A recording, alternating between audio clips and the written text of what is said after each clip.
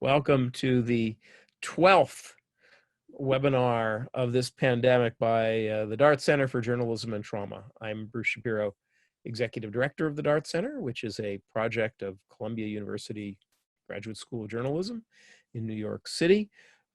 This series is Reporting and COVID-19 Conversations for Journalists.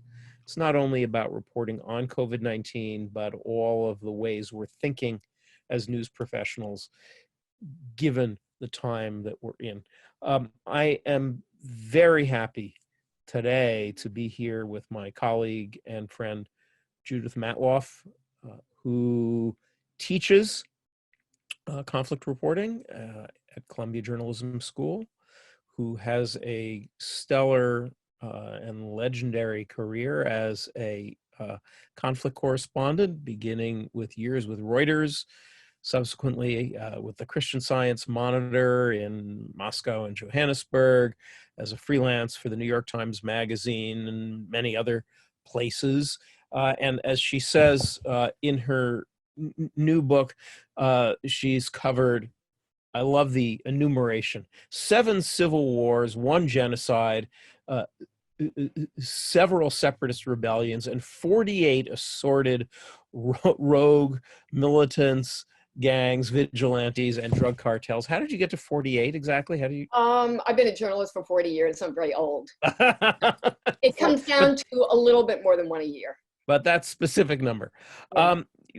We're here today in general to talk about safety. Judith leads the Dart Center's annual course, Reporting Safely in Crisis Zones, which is for freelance journalists. But she also is the author of this just released new book. There, I'm going to hold it up, see the picture. There we go. How to Drag a Body and Other Safety Tips You Hope You'll Never Need, distilling her lifetime of experience into a form designed for general readers, drawing on all her years of journalism. It is the best timing of any book publication ever.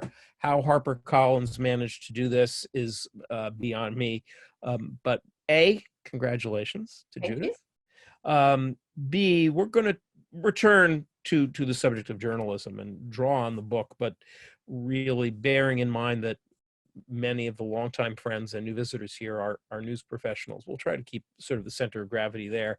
Maybe talk about some things in the book, but also some safety issues generally. For those of you who are new to these webinars, the way we're going to work is that Judith and I will talk for about 20 minutes, 25 minutes, something like that, and then we'll turn to you in the room. And if you have questions, whether they occur to you while Judith and I are talking or later, send them in via the Zoom chat. That makes it really easy to sort through questions, to read them out without worrying about bandwidth and other issues. Judith, since we're talking about safety, I've been following, as everyone here has, the news of pandemic protests around the world, here in the US in particular, but in Britain and many other countries as well. Those have turned out to be a little hazardous for local journalists who often have very little experience covering civil unrest and who are being approached and denounced and in some cases spat upon or otherwise abused by anti-social distancing protesters. Let's leap right into this as a journalistic conversation.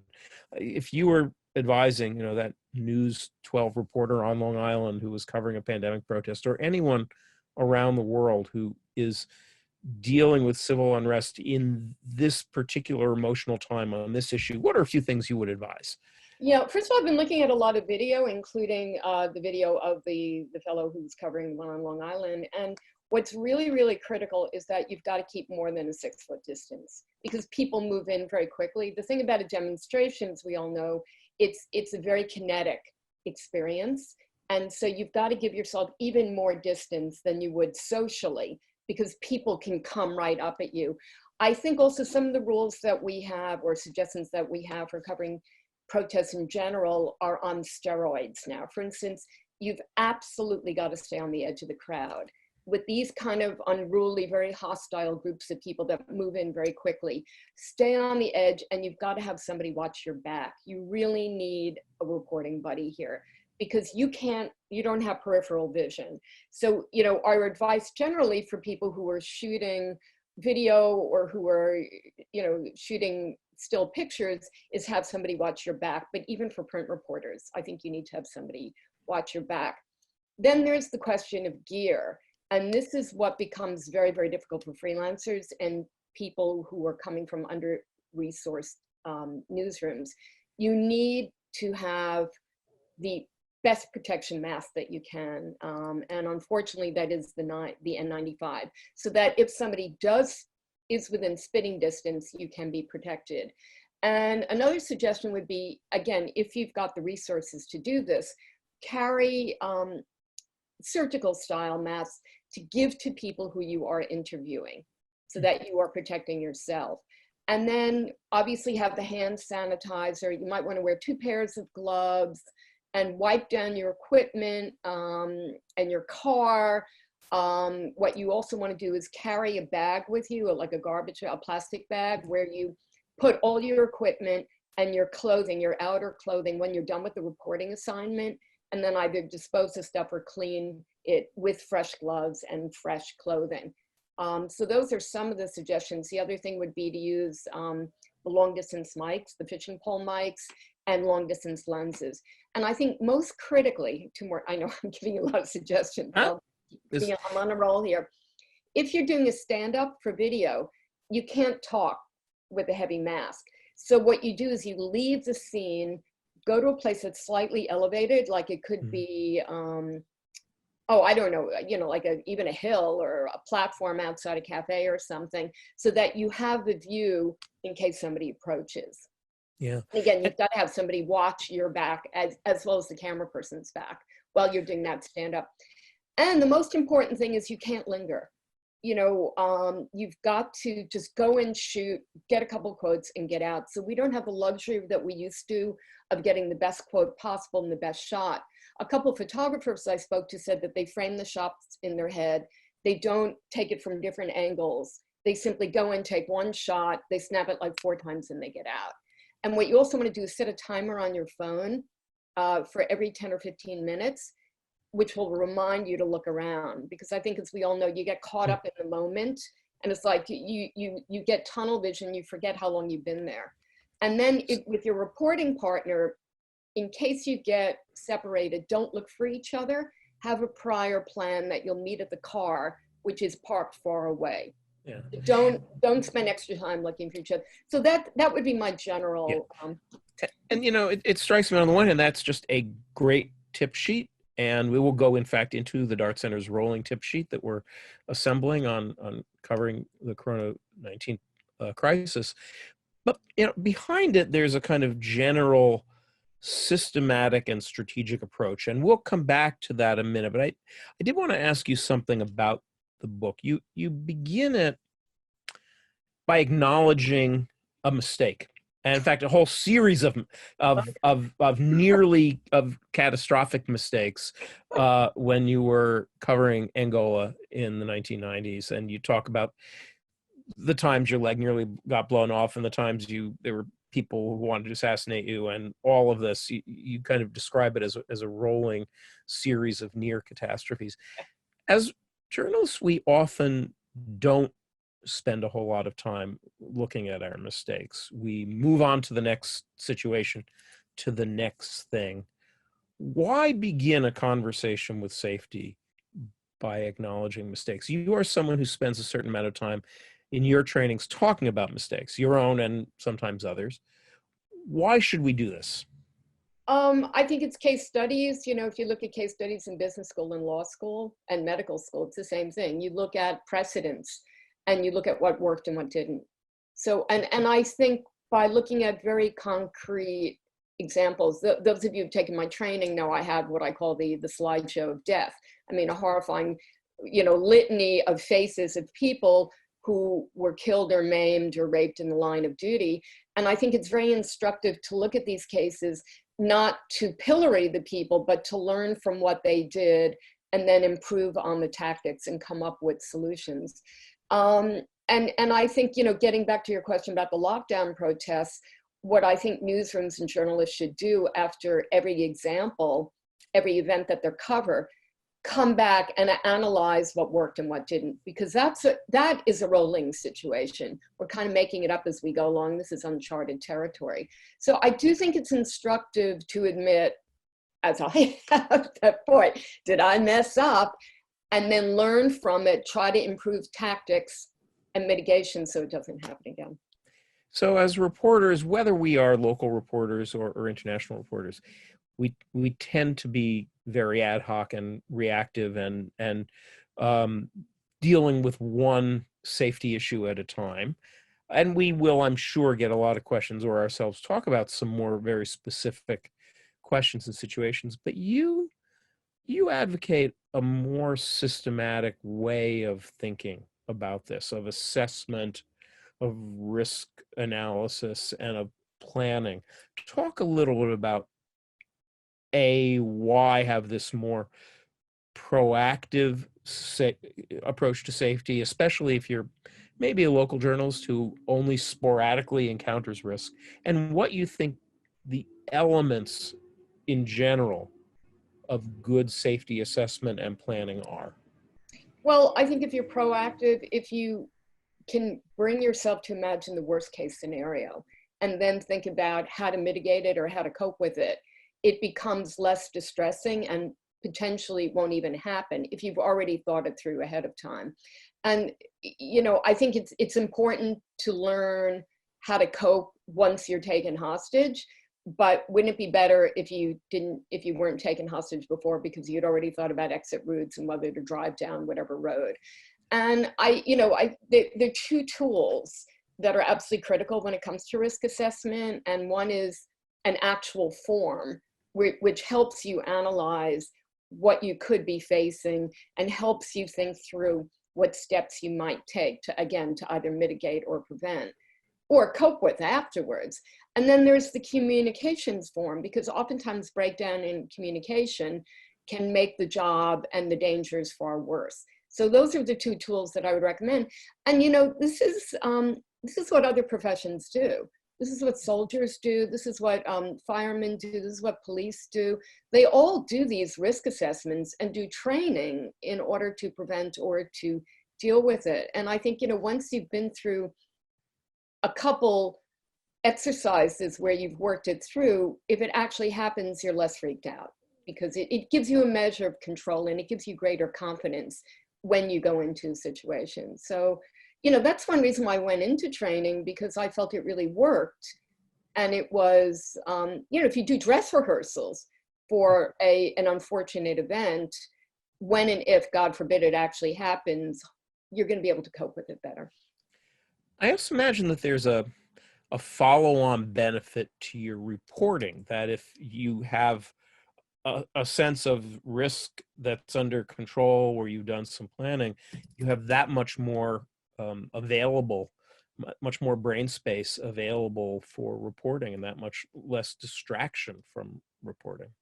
Yeah, I mean, it really is. I see it as a cognitive mindset. It's not purely, how am I going to dress this wound, or what software do I need to protect my data. It's all about, how do I approach life and reporting? It's a general philosophy and a general approach. And what I have found, at least in my own work, is that if I start taking precautions in one area, it's very much a holistic thing. So if I start taking precautions for my physical safety, it's easier then to get into that frame of mind when it comes to my digital safety and other areas, be it first aid or. One of the big changes that certainly I've seen involves the sense of risk that local reporters are carrying. You and I, when the Dart Center's Crisis Zone class, that's for freelancers who are traveling to conflict areas or other areas that are in upheaval. And of course, local reporters in those kinds of places deal with risk and threat all the time.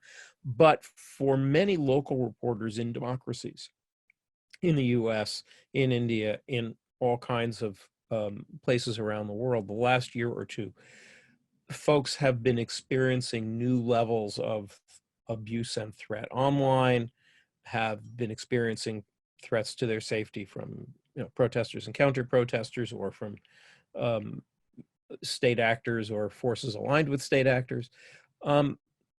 How should local journalists, I've been getting many more questions from, let's say, local radio journalists in the US dealing with this. How should local reporters be integrating safety thinking? What kinds of vulnerabilities should local reporters be looking at to gain some control over this and not feel so scared and so vulnerable?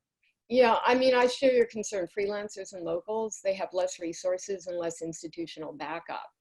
And oftentimes it's incumbent on the reporter to come up with a plan for whatever reasons, be it that it's not part of the newsroom culture, and the lack of resources. Getting back to what I was saying about the anti-lockdown protests, if you're a local reporter or freelancer, you're not going to have the money at your disposal to buy 20 N95 masks. You may not even know how to get them, whereas an organization like the New York Times knows how to. I think solidarity is a really key thing. If there's any way that we could build up solidarity amongst reporting corps from different news organizations in a region, in an area, so that they work together, they can share with each other protocols, they can give each other emotional support, they can even share gear and whatnot. And I think, again, as much as we can, try to get the editors involved so that it becomes a newsroom issue and not an individual reporter issue. But I think solidarity is really the key. When we cover wars and conflicts, competition goes out the window. I mean, you work together to keep each other safe. And I think now reporting local news in the United States, I think we have to start adapting that model as well. And I think, what DART is doing in other organizations by reaching out to people who are more vulnerable, I think it's fantastic what you're doing, because, that is another way that we can help people. There's also been a specific evolution in the need of local and regional journalists to be taking digital security seriously. For quite a while, digital security was something that journalists going to areas where they would be at risk or where they knew they were under surveillance, or it was an issue for investigative reporters or other journalists who knew they had vulnerabilities. But now, again, we have local reporters all over the world experiencing a heightened sense of threat. What do you think are the most important digital approaches or strategies? I mean, without kind of going into a whole lot of the engineering on it, which is probably another conversation, but tactically, how can reporters think about integrating digital security without kind of disrupting our reporting practices? I think the two key things are to make sure the gateway to your data and your communications is fairly airtight, to use whatever technology is available, as well as very, very simple tools like a proper password and not clicking onto some random message you get, so that people can't get into your system. But most importantly, I think, is separating the personal from the professional, and really think very, very carefully about setting up a very strong wall so that your personal communications cannot be hacked into and do not bleed into your professional. I know a lot of people need social media to promote their work. Certainly I've gotten on it now with this book, but the important thing is to keep it absolutely separate from your private life, and to make sure that your private data is not available publicly. For instance, there's something called Delete Me, which is by Alvine, and it's a very, I think it costs like $125 a year, and they will delete you from public records so that people can't find your telephone number, they can't find your address, etc. Use different email addresses for different assignments. I mean, I know I'm getting into the weeds here, but I think, No, it's a kind of strategic approach. I think that many reporters, we all live in social media now, and there's this, we rely on social media to stay connected with friends in the middle of this pandemic, and that's really important, with friends and family, but it is also the most significant area for abuse and vulnerability. And I think as journalists, we need to understand the difference between our professional identity and our personal identity, that there is not just a created character, but a space where it's good and important and helpful to have our professional identity available and out there, engaging with sources, engaging with critics, taking whatever abuse comes. But then there are the people who we care about, and the space that we care about, that we want to protect from that. So I'm a big fan of highly bounded social media lives, either completely confining social media to professional uses or having separate accounts. It's just really important. Yeah, and again, you do your risk assessment. I mean, Zoom, as we all know, raises certain privacy issues, but we need it at the moment. Yeah. So, it's one of those things where I did my own risk assessment. I need Zoom right now to do my work. And for the record, this is a secure encrypted Columbia University account. Columbia University, rather than Zoom, owns the data. And in addition, we did our own risk assessment following an unfortunate Zoom bombing of one of our webinars a few weeks back, and switched from giving out direct URLs to having folks register. And sometimes it's a matter of putting up a simple speed bump that keeps the predators out, right? Yeah. And that would be an example of something you do. Look at what you need. The other, just one last thing, Bruce, I just wanted to check that. The other thing to keep in mind for those of you who are using really, really sophisticated tools, let's say PGP, Pretty Good Privacy, or even Tor, is that those two have been compromised at certain points, and you only know if something's been compromised once it's been compromised. So while we need to be as encrypted as possible, be cognizant of the fact that it may not give you complete total protection always. There could be some Romanian hacker somewhere figured out how to wiggle in and rob all your data. So it's something we always have to be on alert for and try to minimize, I think, our most vulnerable communications as much as possible, because we don't have 100% protection. We may today, but we may not tomorrow. So, you've been a pioneer in preparing journalists to deal very specifically with gendered violence, sexual harassment, sexual assault. What do you think are the most important skills or kinds of thinking for women in journalism? And again, not just those going into crisis areas, but folks who are working locally, who are dealing with sources under all sorts of circumstances. What do you think are the one or two most important kinds of thinking or skills for women in journalism to stay safe? First of all, don't carry a weapon. And, don't. Well, maybe talk about why. Say why. Well, a weapon can be used against you. And I don't mean a gun, which raises huge ethical issues relating to the Geneva Conventions. But I think a weapon can always be turned against you, and it gives you a false sense of security. I also don't think you should now start learning to be a black belt karate expert, because it's going to take you years, and it won't necessarily help you in the moment.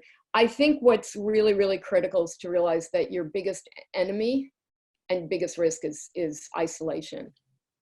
So if you're alone with the source in an isolated area or a remote area or their car or their apartment, you're more likely you face a greater risk of attack than if you were in a public space. So I think it's something that we have to think about. Do we absolutely have to be with the source in this isolated area? Another thing I think which is absolutely critical is setting boundaries. And I'm going to do a shout out here to Karen Chasen, who does our gender training for DART, because what she does is she has a multifaceted training where you're learning to use your voice. You feel more empowered about being assertive with people and saying, I don't like that comment, or would you please take your hand off my whatever, or learning how to break a chokehold, or a wrist hold, whatever. And I think learning these very, very simple assertiveness tools, and again, hearkening back to training, doing them over and over again, you're going to feel more comfortable with confidence talking to a superior or a colleague or a source and saying, look, this isn't working for me. Could you just stop that? So I think, solitude and feeling more comfortable in your skin about standing up to someone in a very polite but firm way, I think are probably our two best tools.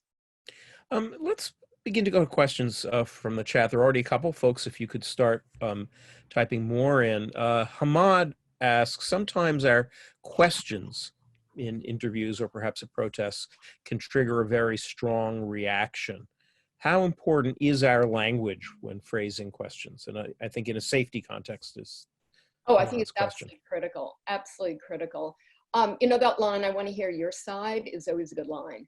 People, it validates them immediately. If you can be as neutral as possible, and I know how difficult that is. Somebody is screaming at you and you're scared they're going to spit like some infected germ at you. But again, the other thing with the anti-lockdown protests, if somebody is hostile, don't engage, just walk away.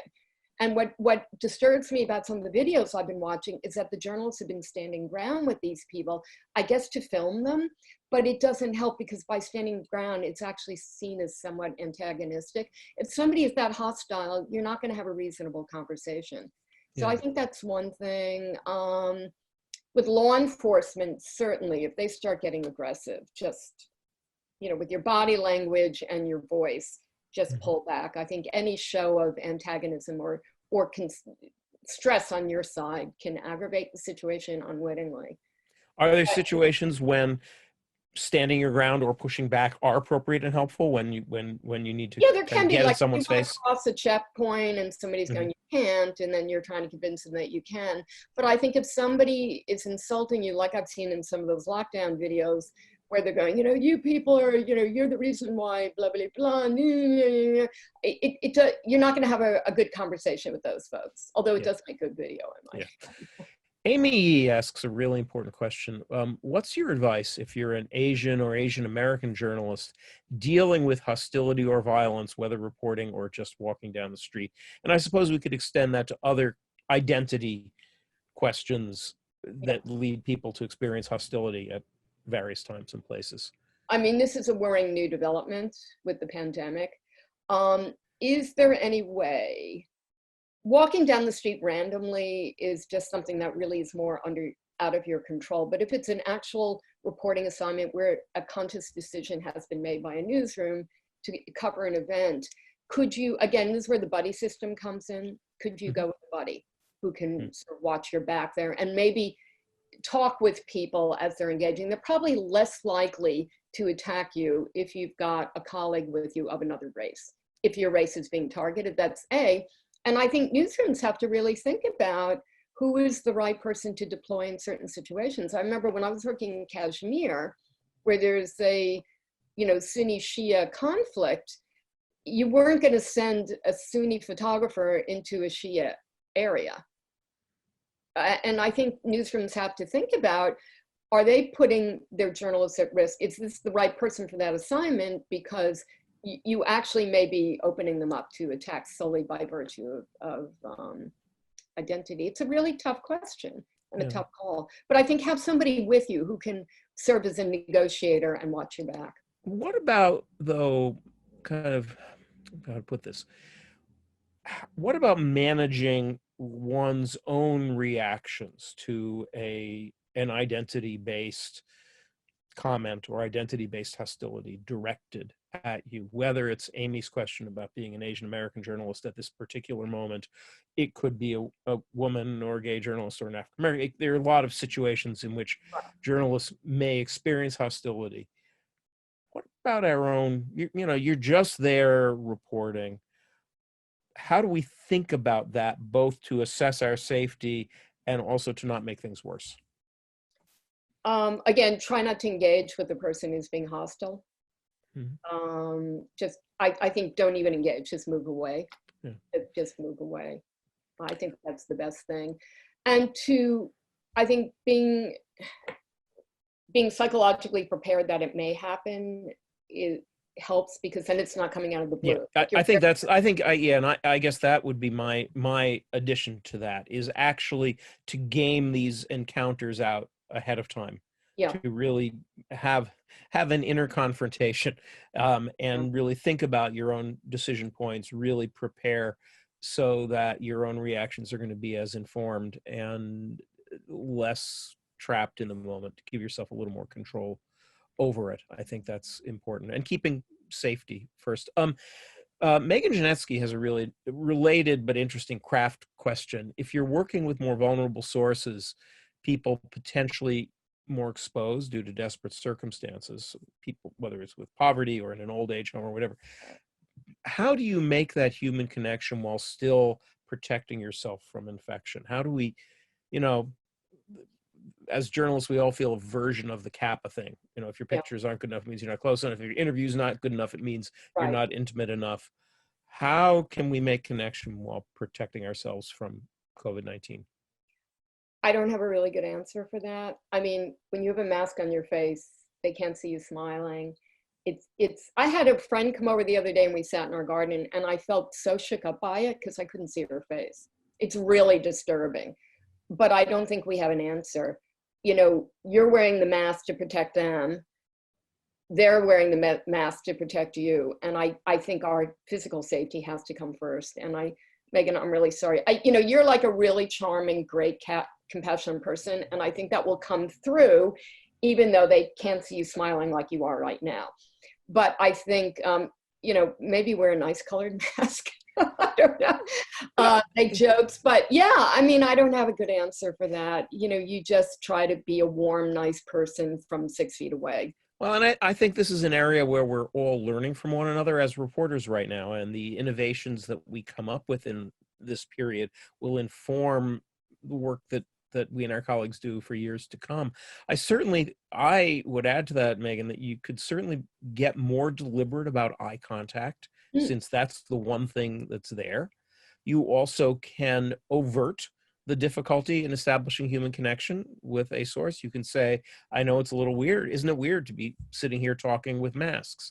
You can do things to establish common ground, to leapfrog over this unusual physical restriction a little bit. That often is really important. And Sue Kaplan, who is taking notes for our tip sheet and is a veteran public radio journalist, adds that audio provides a new and different way to provide intimate connection. And I think that's true. We're all hearing a lot of voices. And Karen Chazen, again, says body language, warmth and tone of voice, smile with your eyes, all of those kinds of techniques. We're all learning how to deal, you know, with building trust in these situations. You know, I just want to add one thing, you know, to riff off of that. Yeah. I'm doing a lot of interviews on Zoom now, and I find it really interesting because they're actually more intimate than when I'm facing, like, I just find people talk more and they open up more and they get far more philosophical. It's a weird thing. You know, you're looking right at each other. You don't have that awkwardness that one oftentimes have with meeting somebody in person. They're sitting in their living room or their bedroom, wherever. You know, I'm sitting in my, you know, the spare room in my house right now, and there's something very intimate about it.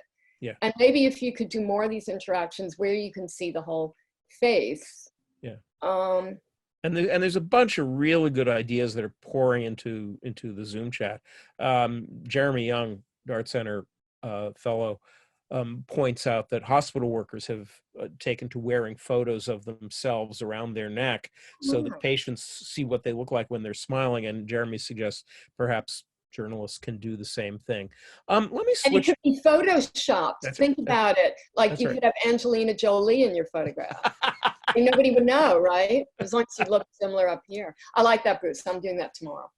You go right ahead. Let me ask you a question about the media business, the news business. And this is riffing off a question from Ron, who says newsroom and media companies are really concerned about liability. That that if a subject gets COVID, they'll blame journalists for carrying it, or that reporters are going to end up suing their own employers. What do you sense newsrooms and the industry as a whole, how are they handling risk? Are we handling risk well? Are we setting up too many barriers? Is it driven more by liability, more by caring? what do you think is going on out there? I think everybody's making it up as they go along, and there's no one protocol. And I think it's hard to talk about the media in general, because I think the well-resourced news organizations have the luxury of thinking this through very carefully. Mm-hmm. I think the smaller organizations that don't have resources, a lot of it is just improvising as they go along. So it's really hard for me to talk about the media as one monolithic force. In terms of liability, I'm not a lawyer, but we're all exposed to these germs all the time. So how could somebody possibly do a lawsuit against a journalist and say, I know for a fact you're the one who sneezed on me? Yeah. Like I'm not a lawyer, but that somehow doesn't compute. But I think we'd need to speak to Floyd Abrams or somebody and find out how newsrooms are, the legal teams are. It's that could be another seminar. That would be really interesting, the legal ramifications. Here's a sort of cultural question from Karishma. While filming The Crisis in New York recently, we stumbled across people moving bodies onto the white trucks and began filming from a respectful distance. The workers became aggressive, accused us of being insensitive. I've filmed much more confronting scenes while on assignments overseas. What do you feel are the ethics of covering these scenes internationally compared with the US? And I would actually maybe add a layer to that, which is, how do we think about safety, ethics, and culture when we're reporting across cultural lines? This isn't just about the US versus Bangladesh or Ireland versus Fiji. It's also sometimes about particular cultural communities in diverse societies where threat, intimacy, risk may be perceived differently. How do we think about culture and safety? How do we put that into our planning?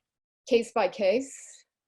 I think certainly, like when I've done a huge amount of safety training in Mexico, and what you see on the front pages there, you wouldn't see here. Is it right for them to be on the front pages, these macabre images of, beheadings and whatnot? No, I would say ethically it isn't, but culturally it is considered acceptable there by the news business. I'm not saying it is ethically.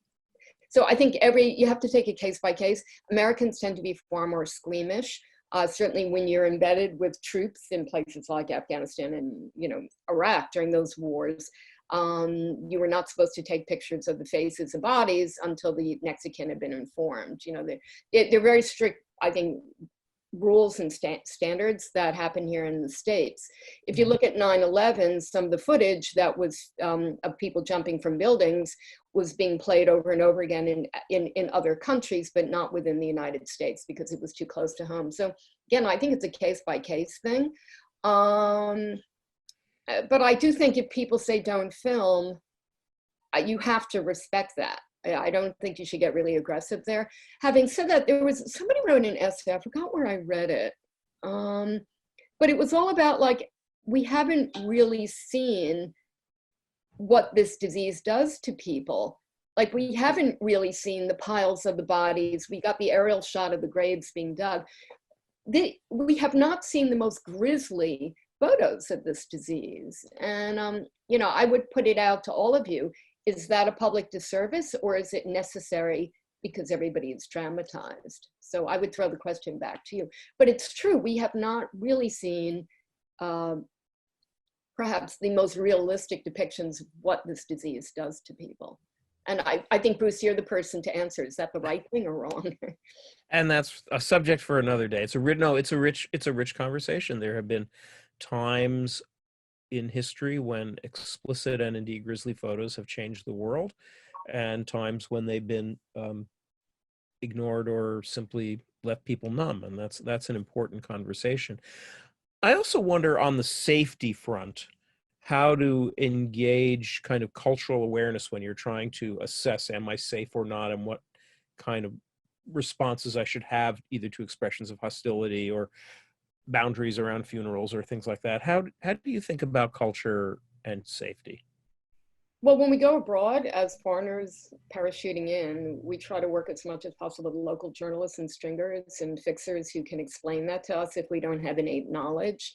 And I think if you're a local reporter, I would assume you have a very, very good feeling, a sound understanding of your own community and the communities you're going into. Right. Remember, Almost. I did Yep. some safety training with a radio station in Seattle. And I remember it was really interesting because it was a white reporter who was going into a community of color where there were a lot of people being killed by the police or whatnot. There were a lot of shootings, and she was attending funerals. And what she did is she sought the advice of people from the community about what was appropriate or not before she went in. Yeah. Yeah. I mean, developing fixers in local communities can be just as helpful, especially if you're covering diverse communities that are not your own and people are at a high emotional level as they are in this pandemic. We're going to wrap in a couple seconds. Let me ask you something which jumps off part of a conversation you and I were having before we went on air, which is about the next phase of this pandemic, the reopening, the recovery. What do you think are going to be the key safety issues, whether it's for journalists or people in general? What's on your mind that's going to change on the safety preparation horizon in this next phase? Yeah, we're all looking forward to getting out of the lockdown caves, but I think it's certainly for myself at least, it's a fairly anxious period because it's unknown. Is this thing going back? Is it really safe to go out? And I think it's really important not to relax the safety protocols that we're now developing right now. I think it's as anxiety producing as it may be, try to stay on a high state of alert. And the other thing which I've been thinking a lot about is, when you're working in another society covering a conflict and then you come home to your own, and you're going back into normal society, the transition can be very, very difficult. And I think we need to, I was talking about this in another webinar with photographers from Magnum, and they were reflecting on this about what it's going to be like when they leave their apart. A lot of them are European, so they really have had to stay inside for 2 to 3 months. And they're very anxious about going out into the world. And I think it's something that we have to be aware of, that we might be more on edge than we were in the safety of our homes. And the situation will be more fluid and less predictable. So I think it could be, there's going to be a tremendous relief, but I think there could be a lot of anxiety attached with it. And again, I think if you can anticipate it and try to think about what keeps you strong ahead of time, it might be easier to navigate when you actually confront it. Well, thank you. And that seems as good a place as any to wind this down. I want to encourage everyone again to buy Judith's wonderful, funny, engaging, anecdotal book, which is also partly a journalist's autobiography in certain ways, the autobiography of catastrophe in any event. How to Drag a Body and Other Safety Tips You Hope You Never Need, published this week by HarperCollins. A couple of thank yous are in order. Susan Kaplan, who you will see as Radio Sue here in the Zoom audience, who has been collating our running pandemic tip sheet and producing, in the long run, other kinds of resources off this entire webinar series. Kate Black and Ariel Richin from the Dart Center, who have made this whole series happen and keep the trains running. And most of all, thank all of you, both first-time visitors and repeat guests. I hope you'll all come back. We will be back next week with a couple of sessions focused on issues of covering young children in this pandemic, and more to come over the coming weeks. Thank you all. Thank you all. Thank you. Bye.